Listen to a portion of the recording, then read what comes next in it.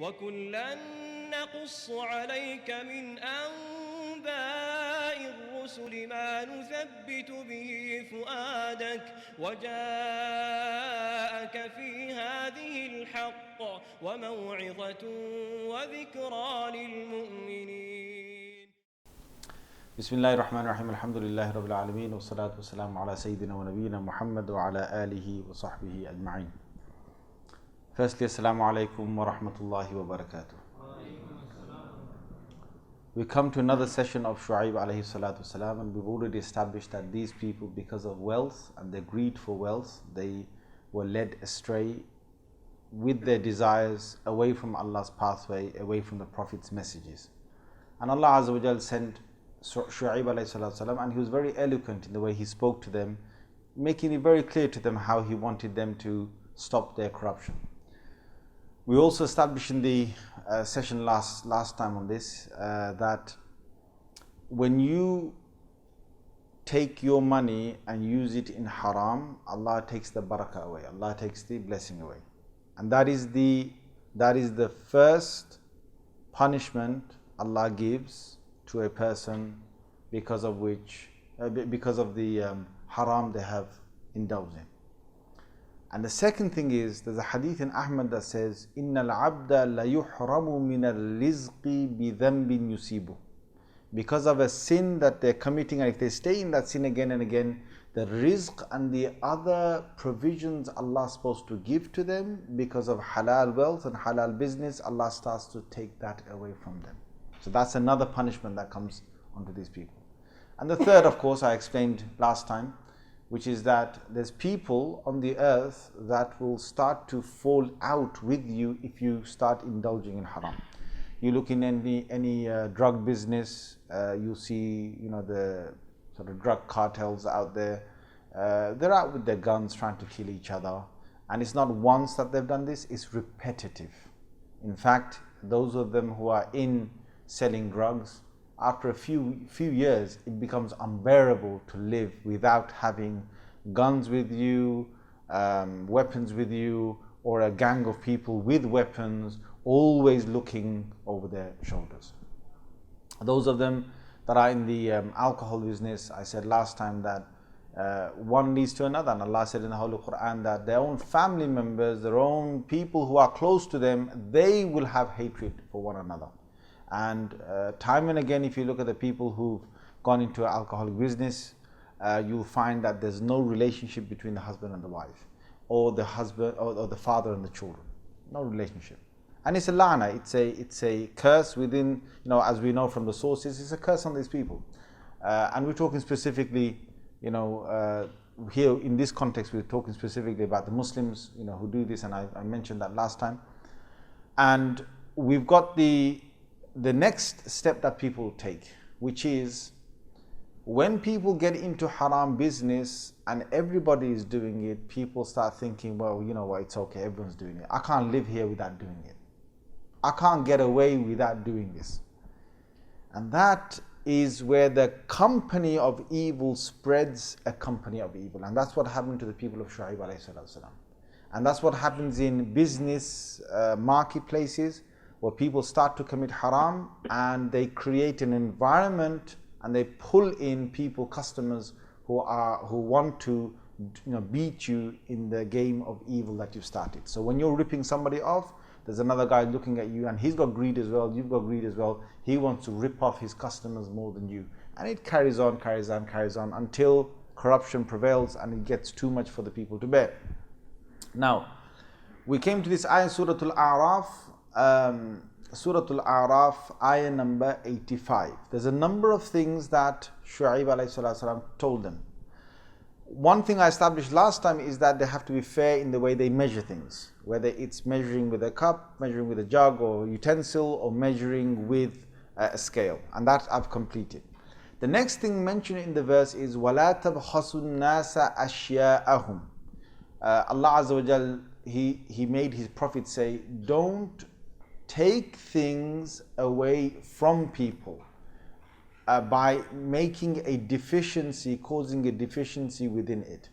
Now, how do you take something from someone by causing a deficiency within that?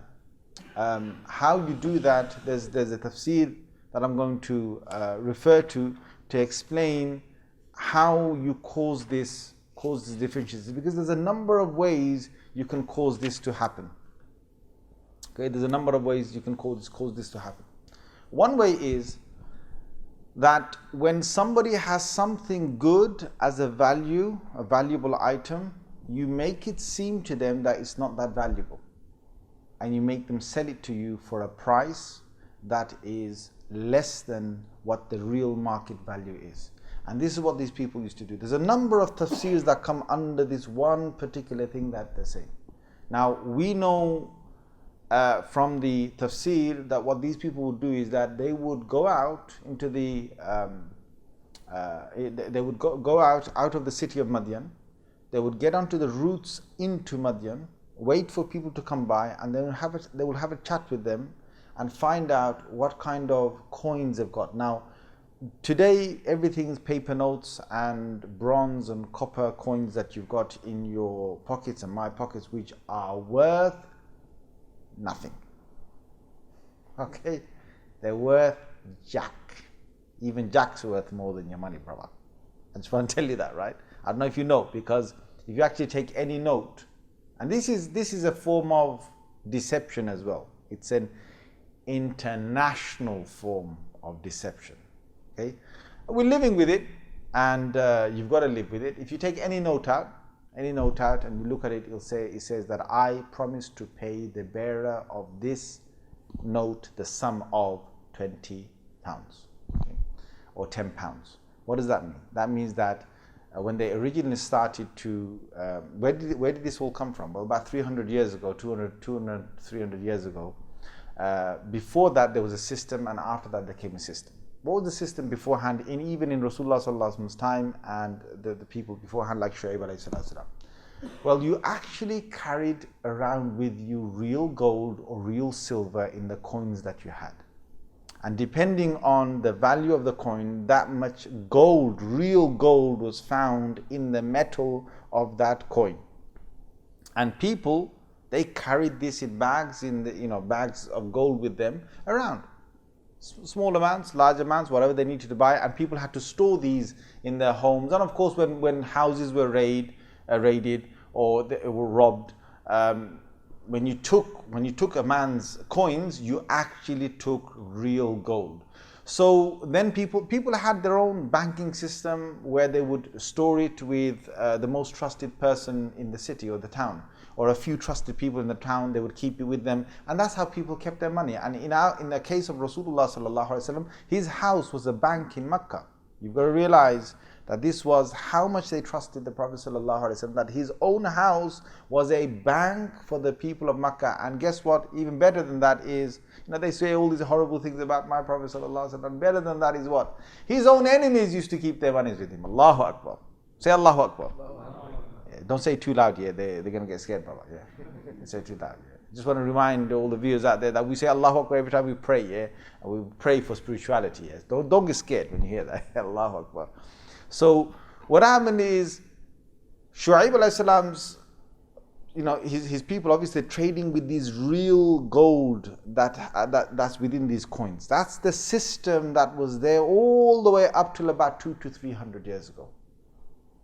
Now, what then happened is some people started to create these banks, these buildings that were solid buildings. They said to you, you know what, if you store your money with me, your actual real gold coins, that you store them with me, or some people had silver coins with real silver in them.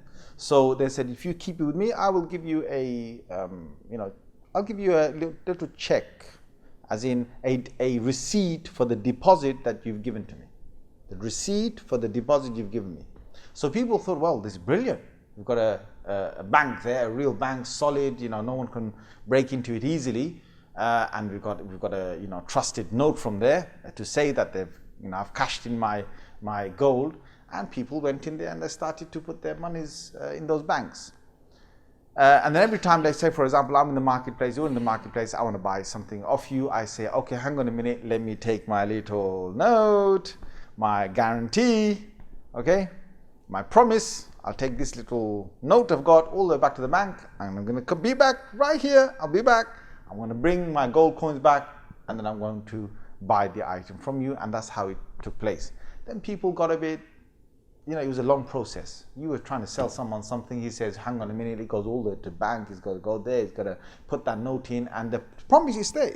I promise the bearer of this note to pay him the sum of £20. And when you gave that, the bank gave you the gold coins, and then you traded. People thought, you know what, this is getting a bit too much. Yeah. So what they did is that the seller and the buyer, both of them had notes. So they thought, you know what, I'll give you a note.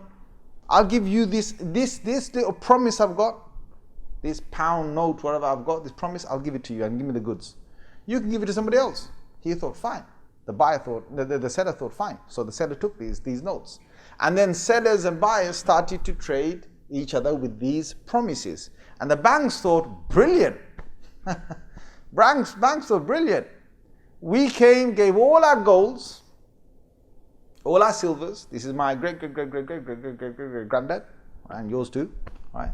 Gave all of that to the banks. The banks took them in, and then the banks handed out all these checks, which were actually these pound notes that we've got. And a time went by, and people didn't even bother going back to the bank and saying, give my gold coins back. What did the bank do? The bank took all of these gold coins, they melted them down, and they made solid bricks of gold. You know what I'm saying, brothers? And then they stored them away, okay? And all we're doing right now is we're just really exchanging these notes to each other, which really mean jack. If tomorrow the economy collapses, if I have even this much stash of £50 notes, it means jack. Unless the economy is going to say that, whoever has this many notes will honor them, it means nothing. I don't know if you remember a recession that happened in 2008, and banks were saying that if a particular bank goes bust, you're not going to be secured any money except up to £30,000 or something. Or was it? Maybe it was 80 for some banks, maybe it was 30. I remember HSBC, I think, had a rule as well that if they were to go bust, it was up to £30,000, and beyond that you get nothing. And even those £30,000, you'd probably be like the people who had their accounts in Royal Bank of Scotland, who are saying, we're probably never going to see that again. Okay, so that's it. It's like, wipe it all off. Let's start with a clean sheet. Sorry guys, you lost that because your bank went bust. You haven't got anything. So what I want to say to you guys is that there's some food for thought here. There's some real food for thought here. There's been people who wanted to bring this whole gold system back in again. And they've tried a few times. But it's actually becoming a crime to do that now. It's becoming a crime to. In fact, if you were to go with your £20 note, I want to say you something, yeah? If you can do this, please, I'd love it, yeah? Just make sure some guy's behind you taking a whole video of this and he can stick it on YouTube, and we'll see how it all sort of comes out. You go to the bank tomorrow and give them, a £20 note and say, look, it says here, I promised the bearer of this to give this. And just say, look, can I have my gold back, please? You try it, brother, yeah? There's no concept left whatsoever of this. It's like, that is your gold now, my friend. That is your gold, which is the pound notes in your pocket, which really isn't. It isn't. And for 200 to 300 years, people have stopped asking questions. Now we've gone to another phase. The banks are even getting more and more elated because of the fact that, forget having pound notes, it went to the credit cards and the debit cards. And from the debit cards, people don't even bother with debit cards and credit cards anymore. You're supposed to have put it inside and put your pin inside and that. Well, first there was none of that. You had to properly sign. Then the signature went out. Then it was a pin. Then now it's contactless card. And then that's gone out. Now it's just like, it's digits. It's all like, on your phone or whatever it is. You just press something and you send some digits over. Digits and digits are just moving over. It's literally light. That's all it is. It's a program where it will show you certain figures on certain light. And that's all it is. So if they wanted to zap that out, ouch, it will hurt all of us. And there've been movements to try and bring that back, but they've been unsuccessful. Quite a number of people. Now you've got this thing in America. I don't know if you know. Some people are fed up with this, and they started to create these bitcoins. Bitcoins. You can look into that. Again, I'm not here to try and tell you guys to break the law or whatever, okay? All I'm trying to say to you is that you look into it and you look into it further and you see what people are doing outside there. Because what the Bitcoins does is that it actually stays off the radar of all these banks and the trade that takes place. But anyway, that's another whole world that's out there. Now come back to Shuayb alayhi salatu wasalam. What did these people used to do? These people went to those went to the outsiders who are coming into their city of Madian, and these sort of people of Madian, who are the people of Shuayb alayhi salatu wasalam, they would stand there, they would ask them, they say, hey, listen, what coins have you got? Let me see them. Let me see them. And they showed them the coins. They said, these coins? You serious? You're not going to even get a bargain in this city for these coins? No. Hey, listen. Hey, come on. He's got this coin. He's got these coins. Look, he thinks they're genuine. And the person who's just come in, he thinks, what are they saying? And the whole of them will gang up and just say, they look at his coins. These coins are not worth what they're worth, man. They're not worth what they're worth. Listen, I'll do you a favor, yeah. I'll do you a favor. Before you go into that city of Madian and you get robbed, yeah, I'll do you a favor. So what? If you just sell them to me right now, yeah, I'll take those coins off you. The whole lot. Tell me how much. So now they're probably worth, let's just say in our pounds terms, they're probably worth about £2,000. They'll say now they're not worth nothing more than 1,200 or 1,000, half the price. Or give it to me now, you get the cash, and you'll be able to at least buy something decent inside there. The guy doesn't know any better. He gives them away. These guys take them, give him half the price, and he's actually taken away with the gold worth of 2,000. Now this is in Shuayb alayhi salam's time. Is it happening today? Yes. This kind of, because what we can't look at is we can't look at the exact like for like robbery or trickery. We've got to look for something similar. Is this type of thing happening in today's world? Yes or no, guys? Tell me. Yes. In what form? Can anyone put their hands up and tell me? Sophistication, yeah? What kind of sophistication? Have you got an example? Has anyone got an example? Put your hand up. Go on, brother. The other day I took my old iPod to one of the phone shop, and they said, yeah, it's about £15, and then the guy put it up the next day for like £50. Whoa, yes, yeah. The guy took his iPod, I'm going to say for the mic's sake, his sisters can hear you. He took his iPod to the phone shop. The guy said it's £15 only, but and he sold it, as in this brother sold it to him. The buyer took it, and then the buyer put it next day, and he sold it for £50. The guy knew exactly what he was doing. And that is, look, the fact that you tell the person that it's only worth £15, and then you know in your head that, you know what, I can make up to £50 from this. I know I can do it, yeah? That itself is exactly what Shuayb alayhi salam was trying to stop. Another example, anybody? Another example? Thank you. Countries upon countries. Now this is going on to a massive scale. This is on a small, the iPod's on a small scale. Your few little items on a small scale. And I'll tell you another trick just before, I don't want to forget this other one, yeah. You women who are listening to this, or your wives, yeah, and they go to the gold shop and they get the gold sort of weighed and so on. You better be careful. When they weigh your gold, you be careful. You look at exactly where your gold is going, brother. Because it doesn't take long for them to take it behind the door and they snap off one little, one link of a whole chain. There's a massive chain, yeah?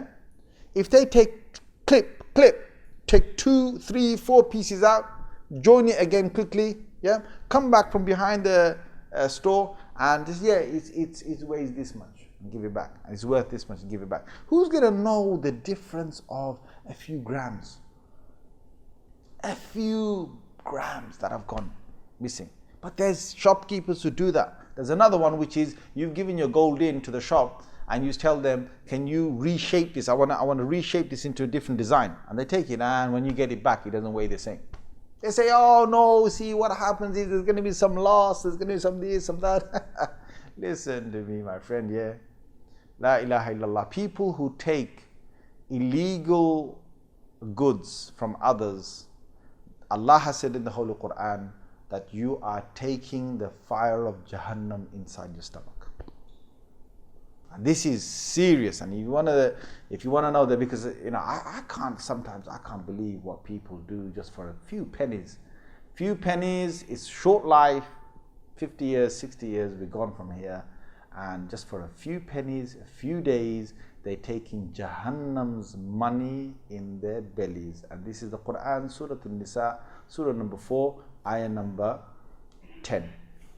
What used to happen in the Prophet ﷺ's time is that some people used to take, when a father used to die, they used to rush towards the family. They used to say, oh, we feel sorry, I'm a good man, I'm a good man. I'm going to look after this family. So they say, they say to the children, I'm going to be your uncle from now on. I'm going to take care of you orphans. But the guy's got something else in his head. He's going to take the orphans, and he knows the dad who just died, he's left a good wealth, and this uncle slowly going to use that wealth to feed the orphans. Yes, that's a good thing. He's using their own dad's money to feed them. It's good. But then he starts to divert his dad's money towards his own pocket. And a common thing happens across the world. Common thing happens. And you're doing it in the name of a good, as a good benefactor. Everyone knows he's such a nice man, he's looking after these orphans. But Allah Azza wa Jal says in the Holy Quran here, إِنَّ الَّذِينَ يَكُلُونَ أَمْوَالَ الْيَتَامَى, those who consume the wealth of orphans, ظُلْمًا, out of oppression and without a right, إِنَّمَا يَأْكُلُونَ فِي بُطُونِهِمْ نَارًا, they are only taking in their mouths, right into the stomachs, the fire of hell. وَسَيَصْلَوْنَ سَعِيرًا, and once they've died, Allah will just cast them straight into the fire, in blazing fire. La ilaha illallah. There's a I'm going to come to what the brother has said, right? And we need to discuss this, because there's no point of discussing the few trickery that happened in Shuayb alayhi salam's time if we can't relate it to our time. The whole point of this series is we're going to analyze it and we're going to draw the two things together. There's people who die for land. There's people who will die for the little gold and the little pieces. There's other people who die for land. And they seriously look at a piece of land and they just can't sit down until that land is there. And they make things up, like back home, Pakistan, India and so on. In fact, I want to say one thing to all you Somali brothers and so on, and others who've just come in the last 20 years to this country. My dad came here in this country in 1959. 1959. And he passed away just recently, about 6-7 years ago. Now, when my dad came in 1959, he came with intention that this wasn't his country. He came with intention that he's going to go back and he's going to live there forever. And all the Bengali dads and all the Pakistani dads, they all came with the same mentality. And I'm telling you, Somali brothers, and whichever other country you are who recently come here for 10-20 years here, don't fall into the same mistake as my father and other fathers out there. Because what happened is, our fathers invested heavily. So my father worked really hard. Right? He didn't invest in this country. He didn't invest in a good big house here. He invested everything in Bangladesh. And he bought land after land after land after land. And when he used to go over there, man, it was like, the king that has just come back to his palace. The kind of royal treatment you get when you go over there. Everyone's trying to be sweet to you. They're not trying to be sweet to you, brother. They want something off you. You know what I'm saying? As long as you give it to them, they're sweet with you. When you don't give it to them, then, they're not too happy with you. They're not too happy with you. But anyway, what happens is 50 years later, so he went 59, he came here. By the 60s, he was already sending a lot of money over and buying land. By the 70s, he was buying heavy land over there. Okay? Don't think I'm rich, brothers, yeah? I'm probably not going to see a penny of this, yeah? Don't think I'm rich, yeah? So what happens is, by the 70s and 80s, he's putting heavy money into this land, because land over there was cheap. You didn't need much to buy land in those days. Now it's very expensive. So he bought a lot of land, he made his house, he made everything and so on. What happens after that is, not just my dad, there are hundreds and thousands of these people. Their own sons have made their life here in Britain, in the West. This is our home. This is what we know. This is the culture we know. This is the language we know. These are the people we know. I can't live back there. I can't. The people are completely different. Their mentality is different, their culture is different, their emotions are different. If there's someone over here and I have an argument with him, I say, what's up with you? He says, what's up with you? I say, hey, and we sort it out, finished. Within 5 minutes, 10 minutes, you can sort it out. Logical, we use logical, reasoning to sort it out. You go back home there, you say, what's up with you? He goes, you don't like me. That's it, come over here, he don't like us, see? He don't like us. They start emotional business. You think, hang on a minute, man, I'm telling you, you guy, you're trying to take my land over there. Because, yeah, see, you don't understand us, you don't understand the feelings, you don't like, see, we're poor, isn't it? That's why you want to pick on us, isn't it? He's like, well, I got a minute, man, come over here. Let me talk to you. If you like me, you give me some in there. He's like, come on, guy, man, wake up. Right? You can't talk to these people except in different language. So basically, I'm not going to go back and settle there, over there. But what's happened over there? I'm going to say thousands and thousands and thousands of these fathers, yeah, who invested over there have either lost it to other people, or there's cases going on because others have come in and started wanting to take it, or there's people within their own family members who they gave to them. He said, look, nephew, here, look after my land, look after my house. And their own nephew grows up and thinks, you know what, that's it, it's all mine now. I'm going to tell my uncle when he comes back, uncle, who are you? I think you should go next door. It's not your house anymore. And there's brothers who've stabbed brothers to death. There's nephews and uncles who've killed each other. There's tribes who are at war. There's court cases that are, there's judges taking monies over there left, right, center because they know that whoever comes with the most money, they're going to give them the case. But I know all I want to say to you, African, Somali brothers, even, I don't care what country you've come from here. If you come recently in the last 20 years, please don't fall in the trap that you're going to think that your sons are going to go back there. Whatever you've got, try and spend it here. Make your life where you're going to live and your family is going to live. Unless, if you're going to live over there, that's fine. You go and live over there. I'm telling you right now, your children, if they're here and they've taken this environment in them for good 10 years, 12 years, 15 years, they're not going back. They're not going back. This is their home. Wherever you stay when you're young, you have a feeling for that. Why you like Egypt, Somalia, why you like the Arab world, why you like Bangladesh, is because you had 10 to 12 years of that when you were young. That's your home. I was born here. This is my place. Yeah. So when Big Brother gets, angry with me, I say, hey, Big Brother, hey, Big Brother, this is my home. This is my home as well, It's my home as well, Big Brother. You got a little brother. I'm sorry to say he's a Muslim. I'm saying that. Anyway, so this is one thing. Now, coming back to what the brother said, to this whole thing. Land. There's certain people who want to take land. So listen to this one case in Prophet Sallallahu Alaihi Wasallam's time. Two people came to the Prophet Sallallahu Alaihi Wasallam. And both of them said, we've got a dispute and please, Messenger of Allah, can you sort it out? Prophet ﷺ said, okay, fine. He sat in the masjid and he said, and this is in Sahih Bukhari, Sahih Hadith. Prophet ﷺ sits down. And he hears this one's case, and he hears this one's case, he hears both cases. One of them was more eloquent than the other one. See, this is another corruption. Another corruption is you got the gift of talking. Man, when you talk, everyone says, wow, the guy knows what he's talking about, man. The guy knows what he's talking about. And everyone says, yeah, he's got to be right. See the way he put his argument forward? See the way he speaks? See, it's got to be right. And the other one, he can't speak. It is mine, but I just want to say it is mine, but the guy can't prove much and he can't give the eloquent words out and so on. So what Rasulullah sallallahu alaihi wasallam did is that when hearing the two cases, according to his own judgment, he said the man who gave his case better, and he proved that it was his, and he proved to Rasulullah sallallahu alaihi wasallam it was his, Prophet sallallahu alaihi wasallam said, it's your land. And both of them got up and they started to leave the masjid, and Jibreel alayhi salam came down. And Jibreel alayhi salam said to the Prophet sallallahu alaihi wasallam a few words, and then Rasulullah sallallahu alaihi wasallam, he said, you two, come back here. And the two came back in the masjid. And the Prophet sallallahu alaihi wasallam said, Innama ana bashar. He said, end of the day, I am a human being.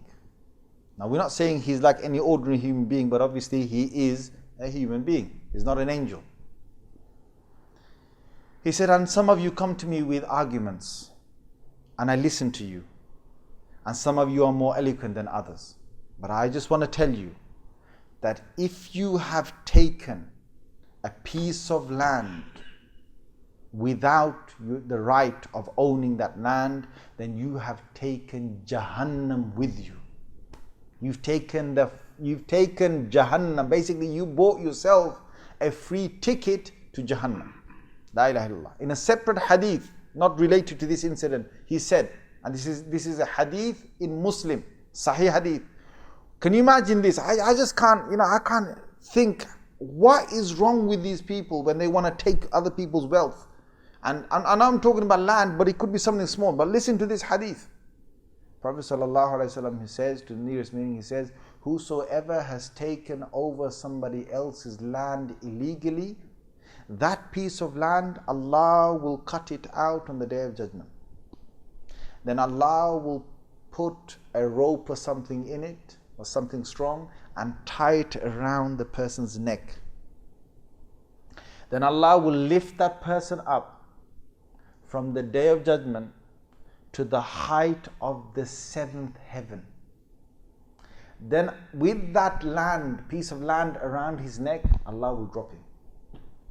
La ilaha illallah. He's going to be dropped from the seventh heaven's height all the way onto the platform of the Day of Judgment with his land, and he's going to crush on it. La ilaha illallah. Can you imagine what adhab and what punishment that is? And when this kind of punishment is mentioned that it will happen again and again and again. La ilaha illallah. And people, I just can't believe, for a little bit of greed, they just can't stop, but they want that. So what the brother mentioned a little earlier is there's countries that are taking over other countries, and they swallow them up, and they see them as weak. I just want to tell you this, brothers. This is very sad. What has happened? The amount of Africans that were taken from Africa to America, and for hundreds of years they were treated as slaves in America. And then there was a whole reprisal of trying to get their rights back. It's still there's division within America between the blacks and the whites. And yes, they have included them within the society, but there's certain black people who don't feel that they are equal. They don't feel they're equal, the way they're treated and so on and so forth. Yeah. All I want to say to you is that it's a crime on humanity. And there are people, governments and the organizations that go into other countries, and what they did here, they took the gold coins and they said this is not worth that much. They go into certain countries and they buy off crops at a low price. So what they do is seller number one, let's say this happens real time, I'm talking about. This happens, and these are corporations and organizations in this side of the world, and they're doing it daily. They go in there in the country, and there's this seller, that seller, and they say, okay, these are these are people who are producing maybe loads of fruit. So let's say he's got a whole I don't know. Maybe he's got bananas, he's got olives or whatever it is. Okay, he's got rice or something that you can actually make a lot of profit on. So he goes to him and says, okay, you're going to sell me yours. Look, why do you want to go and sell to all these people, small amounts? I'm a wholesaler, I'll take in one go. And you just pay me one price. But obviously the wholesale price he pays less than what he will sell in small amounts. So if he was going to make, for example, if he's going to make like £10,000 by going to all these traders, this person here, the wholesaler, will take it for like £6,000-7,000, but he saved him the hassle of going and selling to all these others. So he takes it, £7,000, thank you. Then he goes to this one. Hey, why do you want to sell your wholesale? Hey, to others, I'm a big wholesaler, I take it off you. Give me it for 7,000. He says, no. Okay, for this one, he takes it, £8,000 takes his. He comes to this one, he says, hey, what do you want to sell for? And this one says, no way. He said, you give me 10, you give me 12, I'm not selling. He says, yeah, okay, my friend, no problem, yeah? What he does is, now he's got bananas of this one and that one, where he's, cornered 2/3 of the market. He waits until this one sells out all his bananas. When he sells out all his bananas, people want bananas. And the guy then puts the price up. And he makes loads of money. Now he took both amounts for £15,000 or something, right? And he's going to now make about 50,000. But before he does that, what he does is he ships out these bananas to the Western world. On the Western world, he makes his huge amounts, 40, 50, 60,000 pounds. He's made all of that. Then the remaining, if he's got remaining stock that he hasn't shipped out, this country now is starving of bananas. He's monopolized the whole market. Then he starts selling it slowly and makes loads of profit. Next year he comes and he says, okay, this one never gave me his bananas. I want to teach him a lesson. So what he's going to do, he's going to make these two play against him. That's what they do. And this is something which is in business. You play all these tactics, they play one against. So what they'll do is, he will say, okay, fine, this guy's selling them at what? This guy's selling them at, he's selling, the one who doesn't want to give it to him, he's selling bananas, let's say, for example, £1 a kilo, right? £1 a kilo. So he says, okay, you £1 a kilo? Okay. I bought them for £1.10 a kilo. I'm going to sell it to the market for 89p a kilo. 80p a kilo. I'm going to kill him off. 70p a kilo. I don't care. I want to see him die. Yeah? He tries to go down. He can't go down. The man's crying. The man's bust. 50p. Yeah, sale. 40p. Take it. The man cries. He says, come back to me and say, listen, man, take my bananas, sell them. I'm gonna give you wholesale. He said, now you learn your lesson? Okay, no problem. Good boy. No problem. Now he's cornered the entire market. Now when he's cornered the entire market, what they now do is, next year what he's going to do is, he's going to now shoot the price up. The price should have been, if all these three were trading in their own country, it would have been like £1 a kilo. He's going to next day say, all of you give me all your bananas. They give it. He says, okay, now we're going to start in the market for £1.50 a kilo. £1.80, £2 a kilo. Nobody can do anything. This guy's monopolized it. And this is one of the things these guys used to do, and this is haram. In our religion, it's haram. And Rasulullah sallallahu alaihi wasallam, he stopped it in Makkah and Medina. Medina first and later on in Makkah. Why? Because by monopolizing the market, you cause harm to the people just to get loads of profit for yourself. And la ilaha illallah, this is one of the ways they used to do it. And that's how you sort of rob people of what they've got. Now, there's another trick that they've got. And that is that you start bribery. Now, once you start bribery sees no end. Okay? And there's many ways of getting your briberies. And you say, look, if you don't give me 10% from what you make, then you're going to be in trouble. And that's one way of harming the economy and harming the people who are trading. And another one was that they used to come and they would try and make them feel that they needed to sell to them. And by doing that, they take the wealth and they don't know. They'll say, look, listen, I'm a guy, I can take it off you and I can give you loads of profit. Look, you're going to go inside there, you're not going to make that profit. Now, this is a tactic that's used again and again, which is what? Is that you try and scare them into selling it to you. So how do you scare them? Now this happens in our world in phone companies, yeah? I'll just give one example. It happens in loads of other companies, yeah? I'll give you one example. You get the phone, you say, look guy, I want to buy a phone off you. This is all on the phone. I want to buy a phone off you. Go, yeah, okay, fine. What's the deal on this? He goes, look, it's normally £25 a month, yeah? But I'll give it to you for £20 a month. And you say, nah, I've got another one that's costing me this and that. So look, the best deal we're going to give you here is £18 a month and that's it. Yeah. So you say, okay, let me think about it. Now the guy on the phone knows that the phone is trying to sell you for a monthly contract. If you go on the internet, if you go somewhere else, you can find it for £15 a month. So he doesn't want you to do that. So what he says to you, he says, hey, listen, if you don't take this trade off me right now, then I'm never going to give you this price again. Allahu Akbar.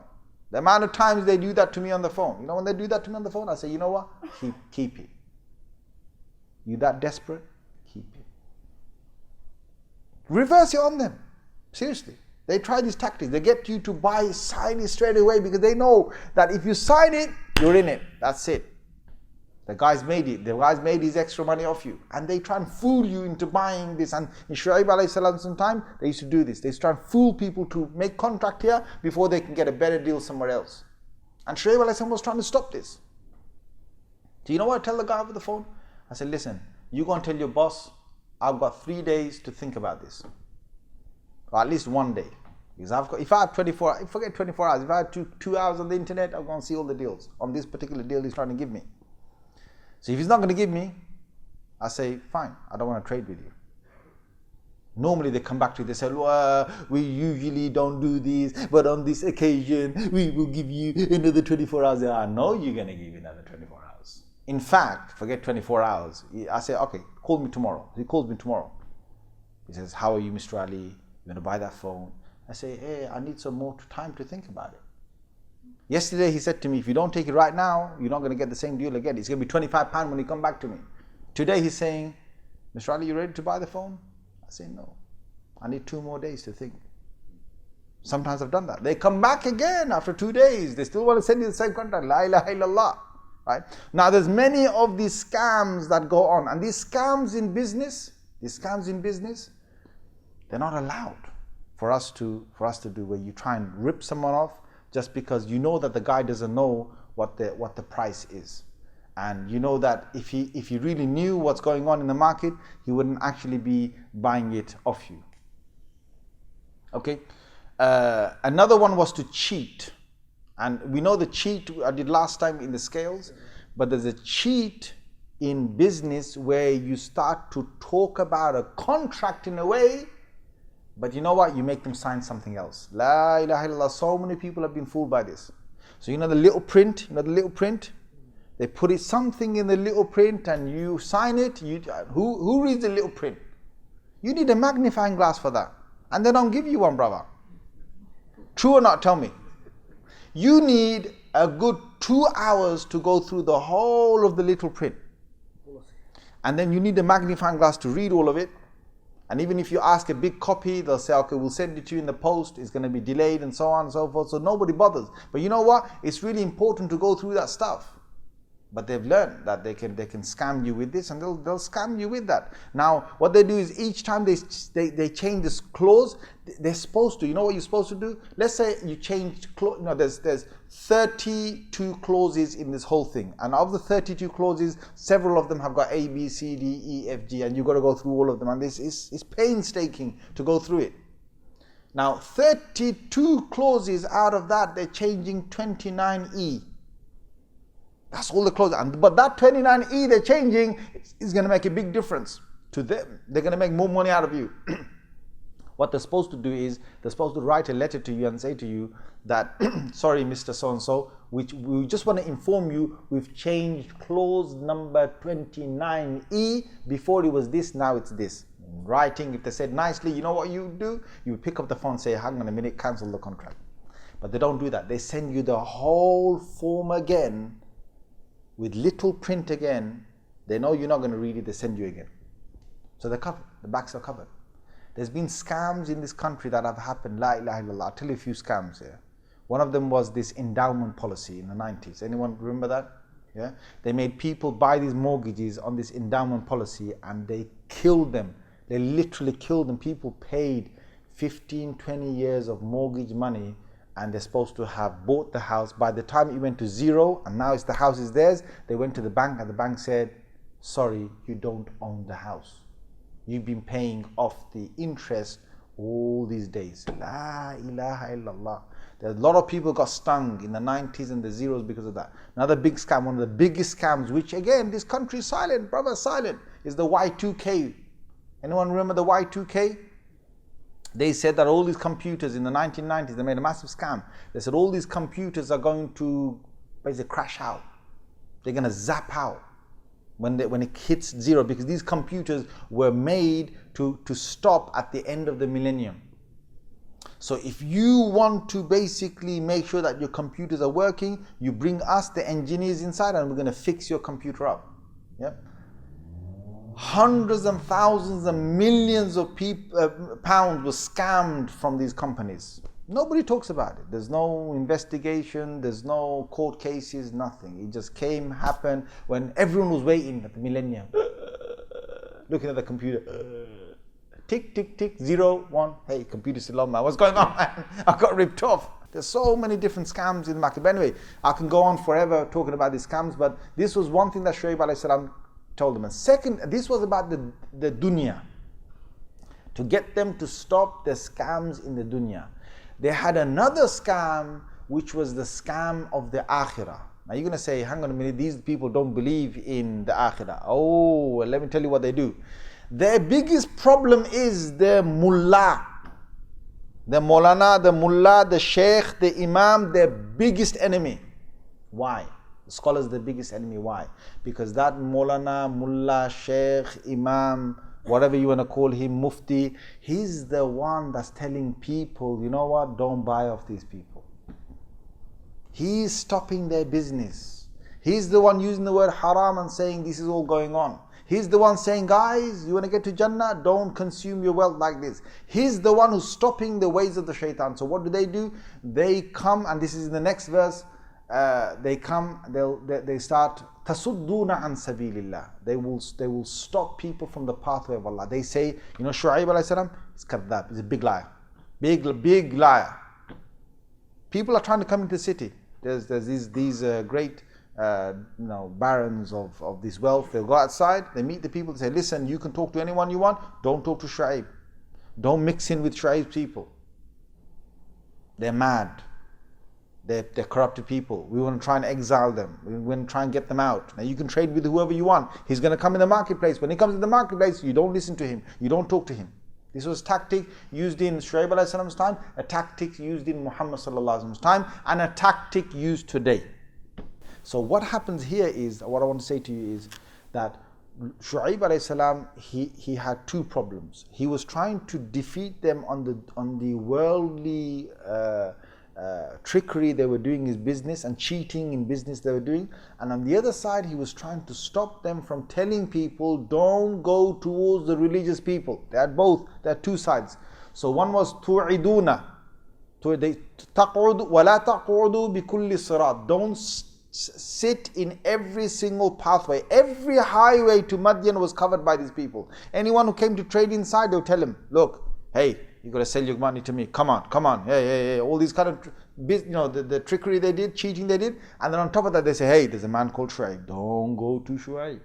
Shuayb going to make you feel bad, man. And we're not going to trade with you if you go and join Shuayb. You're a boycott, man. Boycott. If you trade with Shuayb, you're finished. So they threaten them with things that, and it happens in this real world. So he says, another one that they did is تَبْغُونَهَا عِوَجًا. If they couldn't stop the people from talking to Shuayb alayhi salam, if they couldn't stop them from talking to the people of Shuayb alayhi salam, you know what they did? They started to make it seem like their religion is corrupted. They made it seem like Shuayb alayhi salam's religion, if you believe in it, you're going to be corrupted this way. Like today is happening. Today what's happening? Islam is full of terrorists. Now we know a fact is there's no such thing. Even if it's 0.0001 or % of some Muslims doing that, that's them. And there are fanatics in every religion. There are fanatics in every single country. You agree or disagree with me? And we're saying, look, yes, there are certain Muslims who are doing that. There are certain Christians doing that, certain Jews that are doing that, certain Hindus that are doing that. There are certain English people doing that. There are certain Bengalis doing that. There are certain Pakistanis, Egyptians, whoever, US people doing that. It's everywhere. But because of that small percentage, you try and make the whole of the religion dampened.